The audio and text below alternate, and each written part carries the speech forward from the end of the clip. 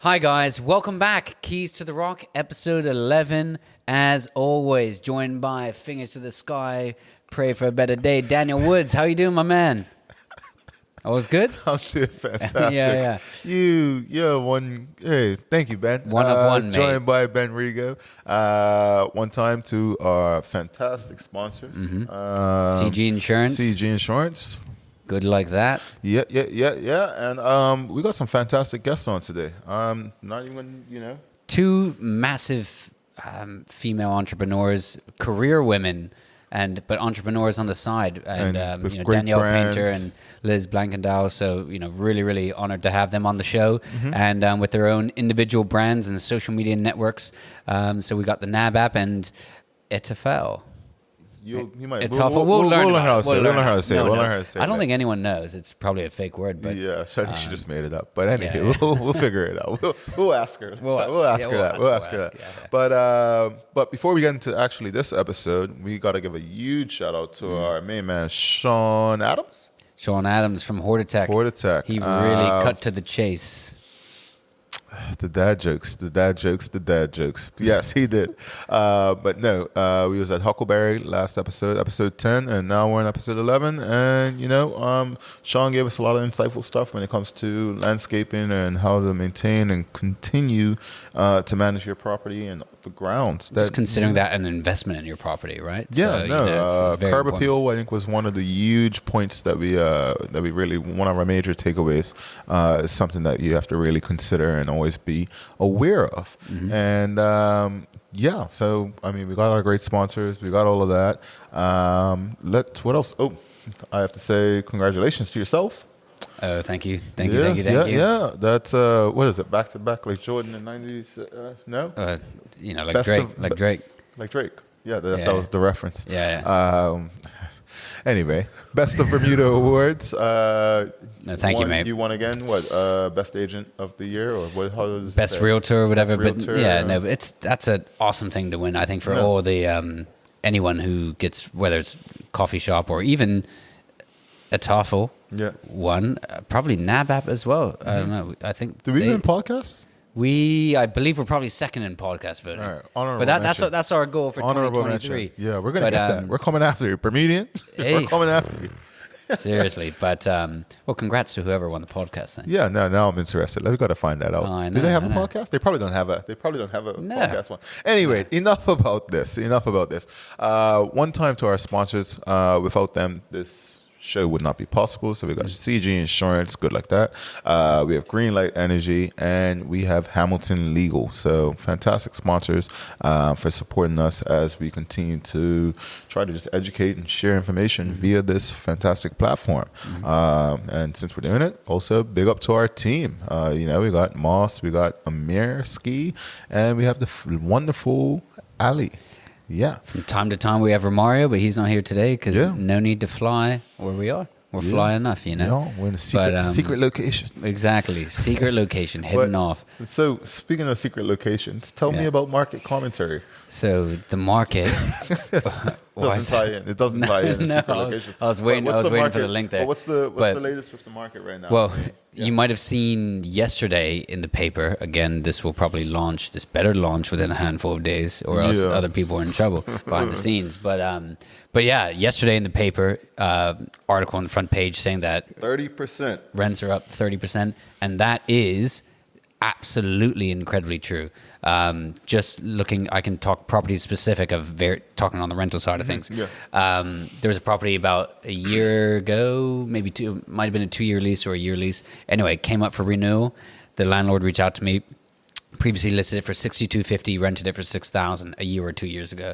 Now I was like, well, the market's a little bit better. And, the landlord was like, okay, Ben, how much better is it? People don't often realize or understand that the market truly is better. They think it's all, maybe it's sales talk, or they haven't actually read or watched the podcast or whatever until they actually enter it and experience it. And so they're like, okay, let's just set 65. We'd be thrilled with anything over 6, right? Probably. And anyway, 5 offers rented for $8,000. $8,000. Absolutely. We need a stat guy. Anyway, we need someone to just like... What percent is that? percent increase is that? Probably Percent 30. is that? Probably 30%, if not 29. 33. But 33. I'm not a stat guy. is it? That's good. 6,000 up But to but nonetheless, that's just one example. And whenever we're countless talking others, about other places that are coming up for renewal, and what I've been saying to landlords is like, look, this market, whether it's sales or rentals, just honestly, I talk to you all the time about it, but there's sales bidding wars all the time for places that are in good locations that are priced well. But on the rental side of things, this market is not going to last forever. Like we're already seeing, and even on the sales, interest rates rising. There's going to be more hesitation there. I don't think this huge buyer craziness is going to go on forever. Probably over the next year, it's going to die down a bit.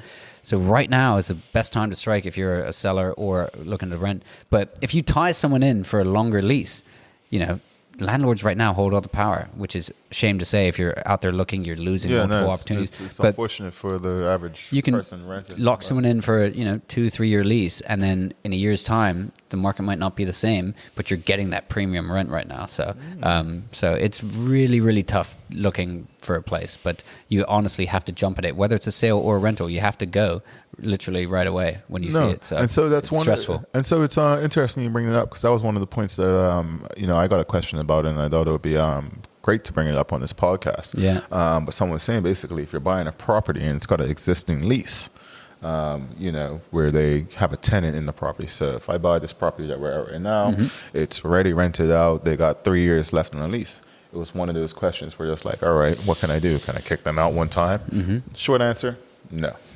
You can't kick them out one time. And so 3-year lease, that's a long answer as well. Yeah. And so it was one of those things. It really depends on the lease. You can have the conversation. You really require tenant's consent. But it was just one of those things where, especially as we're having this conversation right now about the rental market, I felt like it just tied in really well to just sort of share that information because it was just a general question, which I figured the average person might not be aware of. But even tenants, when they're in a place, like if it's going to then be for sale, they freak out. But it depends, as you say, on the lease. Who did the lease? What are the conditions? Is it like is it a stamped, executed lease from government, or is it just like, is it not stamped and it's kind of loosey goosey or whatever? All of that is so crucial because a lease is protected by the terms and conditions. A new owner inherits that, and they are then the landlord at the exact same terms and conditions. The only way to get a tenant out earlier would be by mutual agreement to break the lease at just mutual agreement, or of course incentivize them. Look, we'll give you 3 months free rent if you look for another place and move. People would do that. So it's an interesting point. Nice. So nice. Yeah. But ooh. Go ahead. You go ahead. But also, in terms of, and I know that you would be very interested in this with all the appraisal side of things, but when you're talking about properties that are with rentals under rent control, do you find that greatly impacts the appraisals or how people look upon properties? It's definitely something that has to be taken into consideration because obviously it's going to impact sort of the potential buyer's pool of a property because there is, I'm not going to say red tape, but there is levels to the rent control, and you really need to basically have a lot of clarity specifically to who's being compliant and what it actually means for a property to be and ultimately there's forms and things, there's ways to actually charge more than what the rent control suggests due to market demand, but you basically have to have there's forms that you got to show understanding and then sometimes you almost can, let's say if the rent was never registered, but due to market demand you can charge there's 3 offers and you charge whatever, then you can almost set that as like the top value for what you're able to achieve in the future. It all depends on how well the landlord has already been established with being compliant with it's actually the rent commissioner's office. Rent commissioner's office through government. That would be the department that you'd be reaching out to. Sure. And so it really comes down to your ARV, and then it comes down to whether or not it's been registered, you've been compliant, you've been staying on top of it and whatnot, because that's generally sort of the sticking points of where they will start the conversation. Wow. I mean, the budget's going up. We've got all these like floodlights around here, but obviously technical difficulties are becoming more the norm. Dan, what do you think? Yeah. If anyone knows a good video guy, we're hiring. Yeah. So, sorry for the cut, but we're back. Yeah. But long story short, find out if the property is underneath rent control already. And that's something that you definitely want to take into consideration when purchasing a property if the ARV is under. If you're looking at it as an investment to rent it out, yeah. Yeah, for sure. So with that said, I think now's the time we're going to bring on Danielle our nice Paynter. guests. First up. So yeah, we're going to do these guests one at a time. So we have Danielle Paynter from NAB. NAB apparently, I think, is what they say on the social media app, but she can tell us more about it. No one knows what it means. Yeah, so we're going to find that out. Yeah. So we'll be right back. All right. One time, big shout out to our sponsor, CG Insurance. Good like that. And I would like to introduce everyone to our fantastic guest who's going to just, share a lot of information to us about Bermuda shopping, things that you need that involve property and homes in Bermuda. Miss Danielle Paynter of NAB. And we're going to jump right into it, everyone. Oh, yeah. Oh, my bad. And we're going to jump right into it. So I have no idea what NAB even stands for. So I feel like I don't think it stands for anything. I think it's just a NAB. No, NAB? it means it stands for a lot. You have to nab. So I'm going to ask you two things. One, what does NAB stand for? Because me and Ben clueless fellows. And two, what do you do? Tell us about yourself. So nab has a double meaning. It's when you go out and you nab something, but I get it. Light bulb. But it stands for need and buy, and it's an influencer marketing company that I started a couple of years ago, really out of frustration of not being able to find things I needed and wanted to buy locally. Yeah. And as a result, I was spending all this money on shipping and duty, having to wait for products to arrive. It wouldn't necessarily fit in my home. And it was just such an irritating process. So I said, somebody's got to go out there and show the community about the fantastic landscape of retail products we have here locally. And I'm a huge passionate supporter of the retail industry. The fact that it employs over 4,000 people in Bermuda. Wow. It's a huge driver of our economy. So we need people to shop locally. And I know that people want convenience and accessibility. And I'm delivering that through the NAB app. So on Instagram, at the NAB app is where you can find me. Shameless little plug there, but no, I'm sure Amir will post it somewhere within the vicinity. Yeah, but it comes up at the bottom. Yeah, exactly. Watch our episodes. There you go. Wow. Subscriber. We need a new sponsorship potentially, Daniel. But but in terms of the NAB app, so when you're looking in Bermuda, and obviously we're very heavily linked to real estate talk on this show. So for home things, goods, furnishings, all that sort of stuff, what are some of the best places, I guess, in Bermuda for that? Well, it's really interesting. There's quite a few places in Bermuda where you can nab things for your home. You see that? Sure. And love it. But at the same time, I know we're all bombarded with advertisements from overseas vendors. But the key thing that I always like to say is that our local retailers here in the furniture and design industries, they know what works in Bermuda. We have such a unique climate. We have the second harshest climate in the world after Australia. I don't know if you guys knew that. I felt it today with this humidity for like the 10 minutes I was outside. But that's salt air. But when you're salt riding water. pedal bikes, obviously you're going to feel it more than others.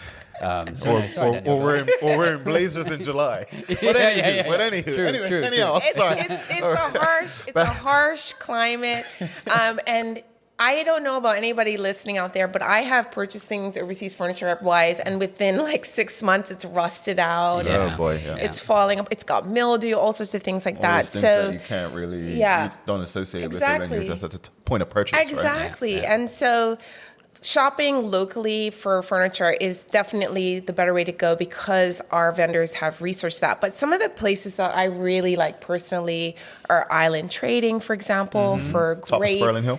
Yep, great outdoor living furniture. ESC, which has an incredible retail presence online and has really expanded their Great website, their Mills offering. Creek. Exactly. Exclusive Home. Send some sponsorship. These are all vendors that I've worked with through NAB. Even Hammer Galleries for great accessories and Furniture Flair as well. I mean, we've got Furniture Flair. That's the one in Paget by by Mortimer and all. Yeah, stuff. exactly. Furniture Walk. Sorry, Furniture Walk, not Furniture Harvey Flair. Road, Furniture Walk. Yeah. So we've got a great selection of local furniture vendors that have curated the selection specific for our climate and some great stuff to be nabbed. locally. Okay, so now with that said, right? So we have these great vendors of different furniture and different things that we're going to need to basically fit out our home. But how long has NavApp been around? Just about 3 years now, coming up on 3 years. Okay. Yeah. So what would you say is some of the sort of trends that you've seen change from, I guess, when you first started and was in the space, and then obviously we've had this, what's the word that everyone keeps Pandemic? using? Unprecedented times of COVID. What's been some of the changes that you've sort of seen or trends that you've seen since then? Well, I think there's been a lot of different trends, but I know even myself, one trend, we're spending more time in our house. Yeah. So a lot of people have said, I want to renovate it to be more comfortable, or they want to upsize their homes or even downsize if you realize, oh my God, my house is too big. But in terms of trends for the products that people are buying, I chatted with a few of my vendors before coming on this show. I did my research. Oh, due diligence. Wow. Yes. All right. But I think it's stuff that everyone listening will probably feel. Like they're now looking for homes that take the inside to the outside. You want to have that flow from Just seamless living. Seamless living. So you'll see, for example, flooring on the. We see it here in this home. Yeah. Flooring on the inside matches that flooring on the outside. The outdoor furniture you use looks exactly like that indoor couch you have. It's that comfy living room looking couch. You're seeing rugs that are dual purpose. They could be indoor rugs or outdoor rugs. People had more babies during the pandemic, so you need the rugs that can handle the spills and the. Don't look at me. Hey, man. Jeez, hey, man. Like this big bottle. Yeah. Trying to stay busy, mate. Yeah, you're seeing a Legacy. lot. You're seeing a lot of that, and then you're also seeing more of that comfy vibe.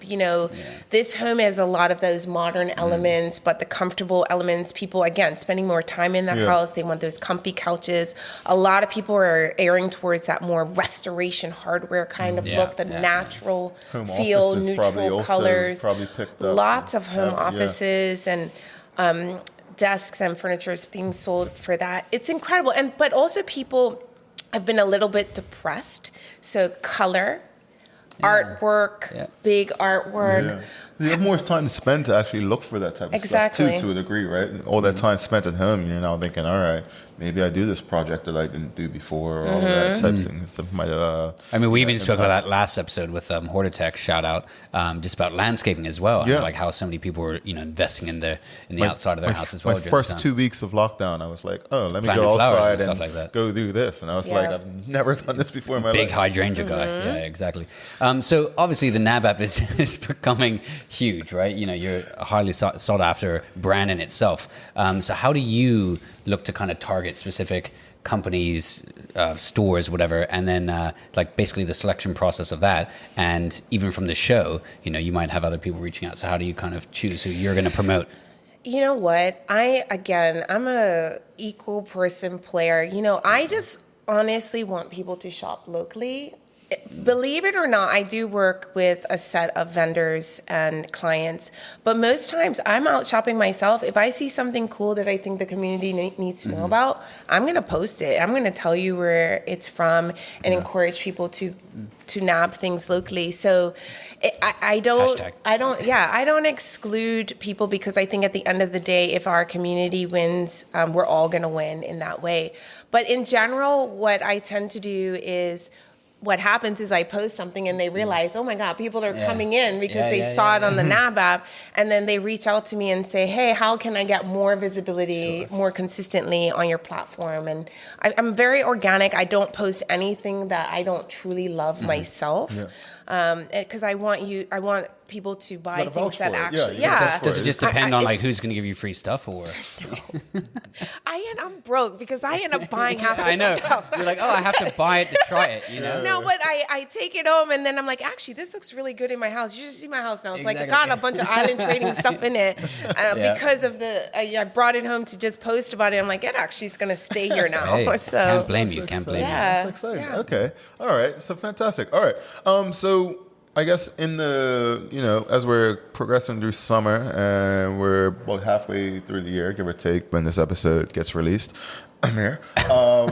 What can we expect from NABAP in the short term? So, towards the end of the year, is there anything exciting that you got coming up your sleeve, or what should we be on the lookout for, or what can we nab? Yeah. It's really funny how NAB is kind of evolving. So what I'm finding now is opportunities like this. A lot of retailers want to do more focused, curated kind of discussions and talks versus just the influencer marketing piece. So I'm finding myself as a host in a lot of events on the radio, doing different things like that. It suits you.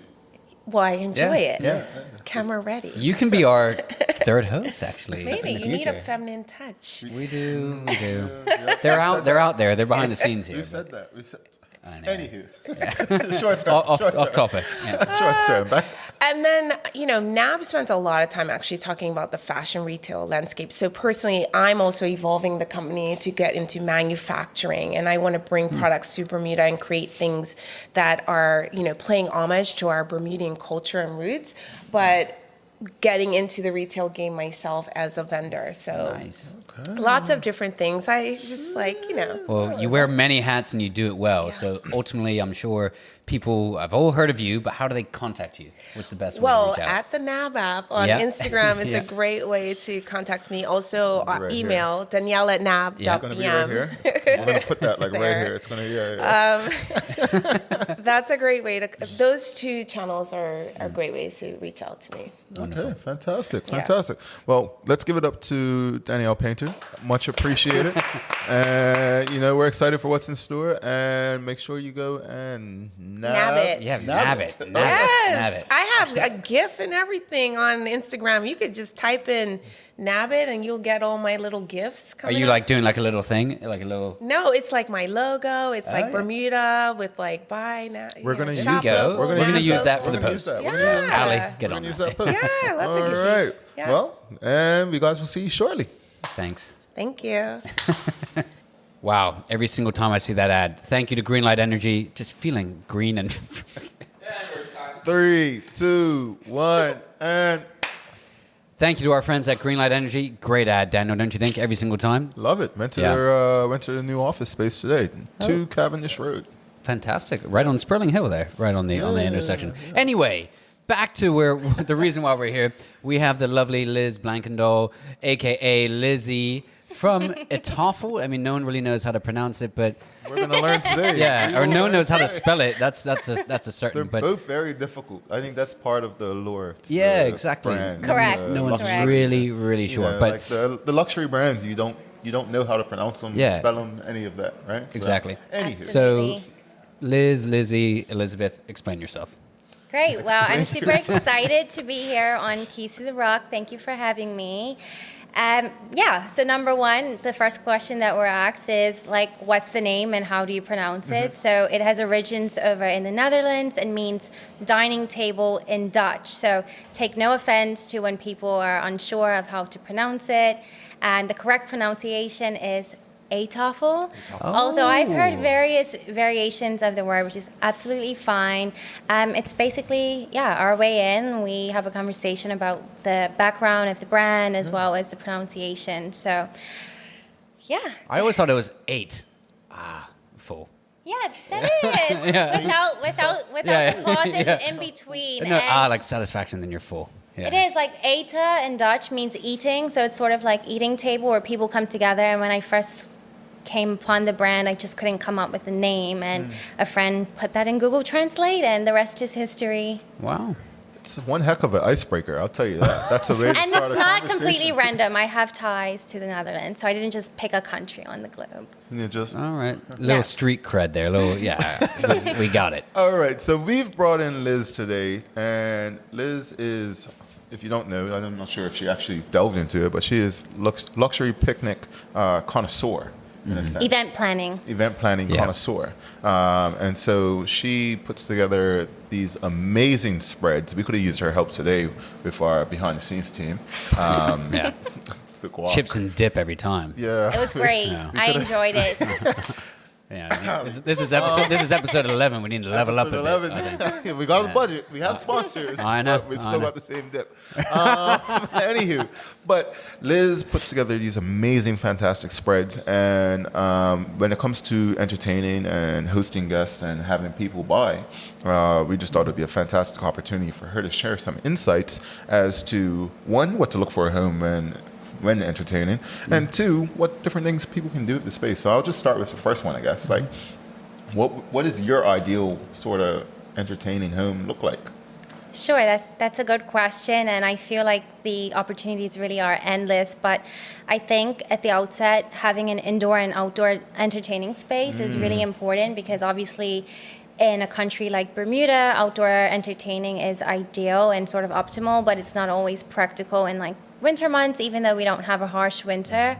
The weather is harsh in Bermuda, though, second most harsh in the world, some might say. Yes, we learned that from the NAB app. So for me, it's just good in terms of contingency planning to have indoor and outdoor. Yeah. So that goes for any event. If you're planning something and it's outdoor, like we need to have something indoor just as a backup rather than something that's an afterthought. So that's number one. Number two, we look for a flow of space. Like how easy is it to like go around the main entertaining space, bathrooms, like sort of kitchen amenities, and then parking is another one. So those are all sort of, I would say, the key pillars in terms of entertaining at home. You just want to make sure you give that some consideration, because there are sort of the key touch points that your guests will interact with. Yeah, and one thing about Bermudians that I'm sure we all know is Bermudians like a little party. A little ring down. That's right. A little set, you know what I mean? So having these tips and these hopeful, just different things that we need to know is fantastic. So, So, what's the next question? Well, that's awesome. I mean, so, obviously trends change so often. So what would ultimately be nowadays, like the do's and don'ts for entertaining? What would you suggest? Sure. Another good question. So as you mentioned, trends are definitely evolving. With the pandemic, we definitely see a sort of upward trend for entertaining at home, whereas before people were much more interested in using outdoor sort of areas, whether at a restaurant, hotel. People are definitely having a bit more of an inward look of like, what's my living space looking like? And there's been an uptick as a trickle-on effect with sort of real estate, architecture firms sort of developing these spaces to be a bit more versatile for this current climate. So I guess other sort of trends that we're seeing are people are, again, drinks at home, happy hours sort of come back to home. Informally in Bermuda, happy hour is a big thing, and it's quite fun to see that in your home space.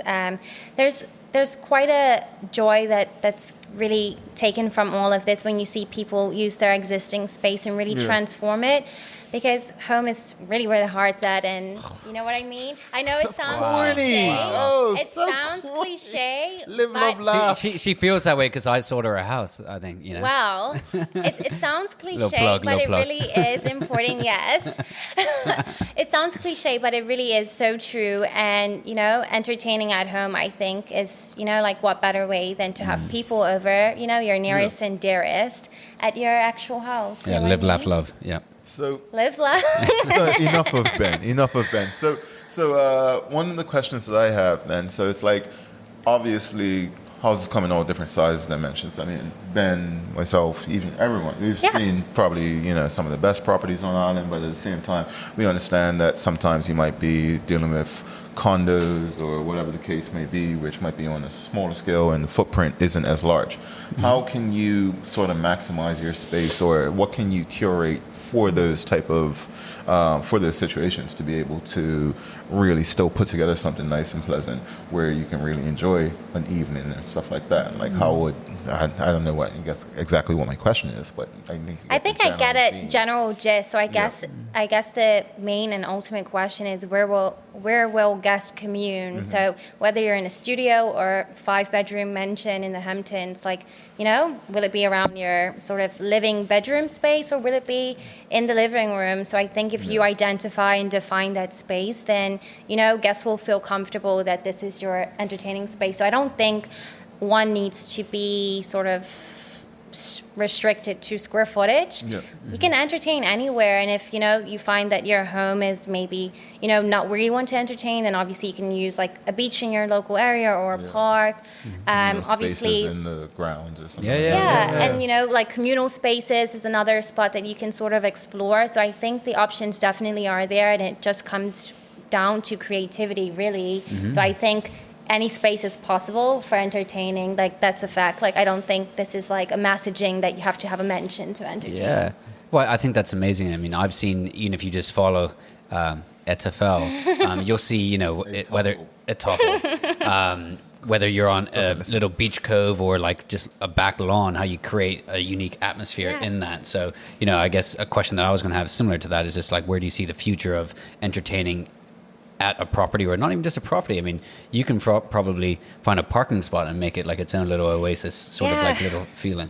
Yeah, I guess that's the beauty of any event planner or designer, is just the ingenuity of really transforming any space. So whether it's a parking lot, a ship, backyard, your car. Maybe car might be a little bit difficult, but I'm sure you can just do a tailgating style and just have the Super trunk Bowl, open. yeah. You know what That'd I be mean? cool. It's really about getting people together, having a good time. Like, that really is just the basis of it all. Everything else is just like bells and whistles. So Your mind's spinning because you love throwing events.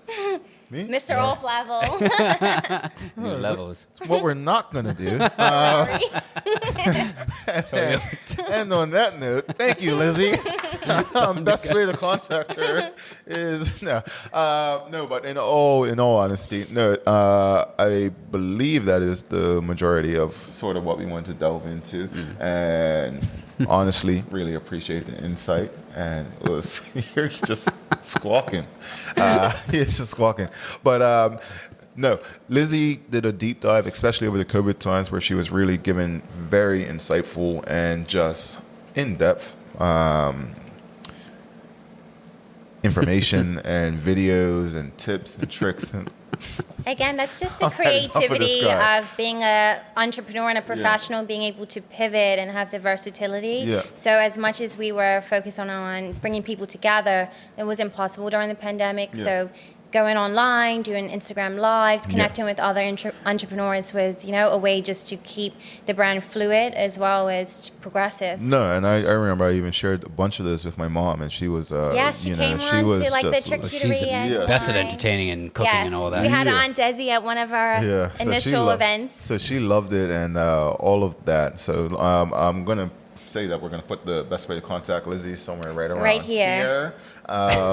And reach out to Lizzie for any of your luxury picnic, event planning needs, or anything of that nature. And by all means, contact her if you even just need tips about sort of what you're trying to do with your space and entertaining at your home or whatever. Yeah. Or anywhere. Yeah. So let's give it up one time to Lizzie. Thanks, guys. Thank you. All right, we'll be right back after this message from our sponsor.